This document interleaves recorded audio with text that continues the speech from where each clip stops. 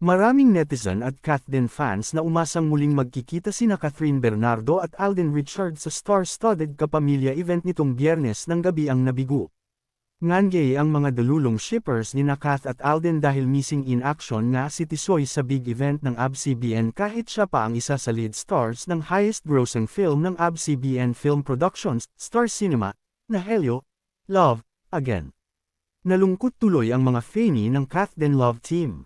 Mas lalo silang na-hurt nang ni-repost ni Tisoy sa kanyang Instagram story ang photo ni Julia Montes na kuha bago ito pumunta sa Soler North. Marami nga ang nag-share nito at pumuri sa pagiging supportive friend ni Alden sa leading lady niya sa pelikulang Five Breakups and a Romance. Pero marami rin ang nakahalata na bakit si Julia lang pinost ng aktor, paano naman daw ang Asia's superstar na naging super close rin naman sa kanya. Anyway, bago nga pala tumalak ang mga mimosang keyboard warriors online sa pagiging deadman ng kapuso actor sa ABS-CBN Ball, dapat nilang malaman na may dalawang birthday parties kasi na dinaluhan si Alden kaya wala siya sa event na iyon. For sure, hindi niya matanggihan na puntahan ang mga iyon dahil parehong close sa kanya ang dalawang nag-birthday.